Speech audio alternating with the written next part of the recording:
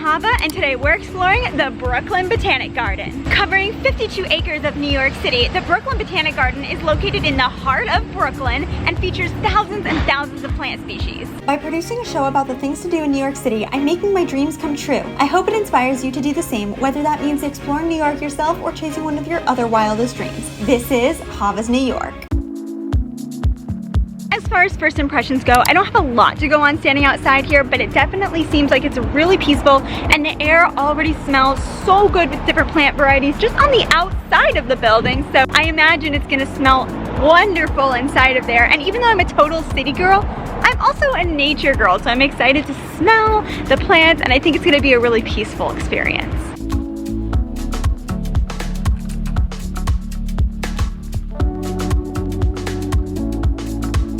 I spent a few minutes looking at the map, and then I realized, again, this is 52 acres, which is huge. There's a lot to do here, and you know, this is a garden. It's not super crowded. Like the New York Botanical Garden, when you walk in, it's pretty crowded. So I just want to wander and enjoy nature here in the city. As the security guard said, it's the best oxygen in New York City. And the direction I'm walking right now is what he called the scenic route. So I'm gonna turn the camera around because most of the beauty in this video is gonna be in front of me, not behind me.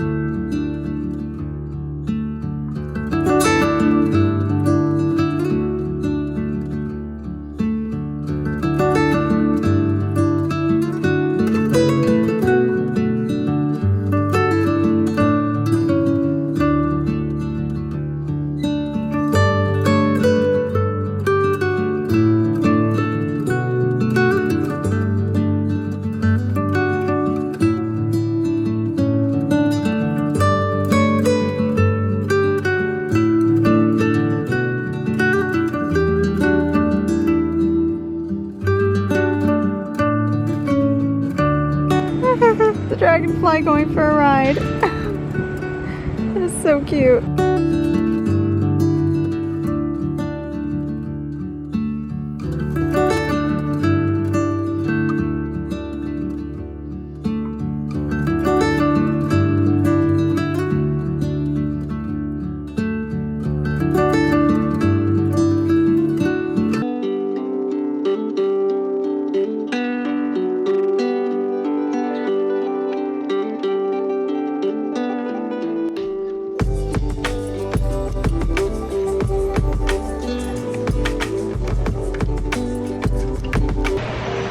I'm in the desert section of the conservatory, and the smells just have so many memories wrapped up in them for me because my grandparents lived in the Great Basin Desert when I was a kid, so I went up and visited a lot. I smelled the plants that were there, and my boyfriend currently lives in the Chihuahuan Desert. Lots of desert connections for me.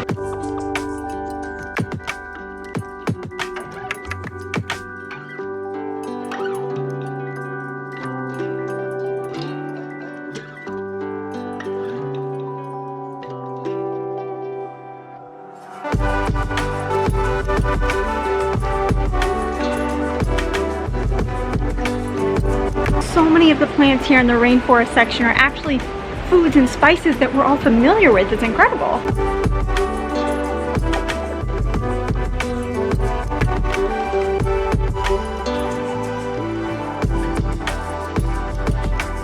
Here at the visitor center, I saw a sign that talked about tours from 1 to 2 p.m. on certain days of the week. Today is Saturday, and that happens to be one of them. I've enjoyed wandering, but I'm really hot, so I don't want to decide which way to go. So it'll be nice to get on a tour and have someone show us what's blooming this season. It's August right now. I know this video will come out later, but that way I just have someone else to lead the way. Tuscan revival style. I'm just mentioning it because it's quite a work of art.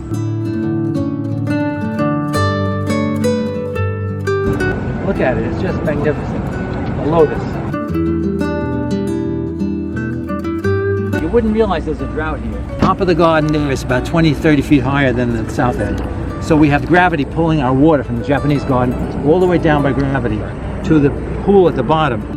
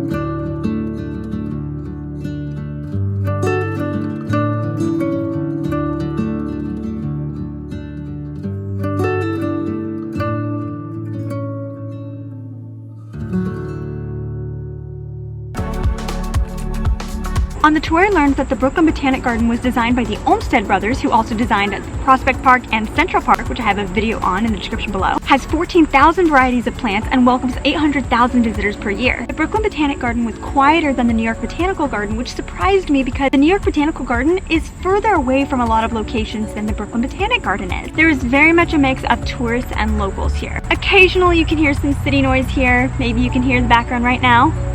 But really, it's easy to lose yourself in the gardens. I've been here for about 2.5 hours, and if I had been more strategic with my route and kind of planned it out, I definitely could have covered a lot more ground, and I would say be almost done seeing all of the garden and just need a little bit more to finish it. That said, I wouldn't advise it. This is 52 acres of land. I think this is a really good activity to relax, wander. If there's something that specifically interests you, just meander your way over there. Don't make it a mission to see everything here. Concern yourself with quality, not quantity. So, would I come back? Well, it costs $18 to get in unless you come on a weekday between December and February. In that case, it is pay what you wish. So as long as budget's a concern, I don't see myself prioritizing it again. That said, I wouldn't automatically come back just if money wasn't an item. It's a very peaceful, tranquil, relaxing, maybe even meditative experience. So if I was in the mood to do something but needed to unwind or didn't have a lot of energy, this would be a great idea. But if I'm feeling energized, this probably wouldn't have enough stimuli or be active enough. Interestingly, the New York Botanical Garden,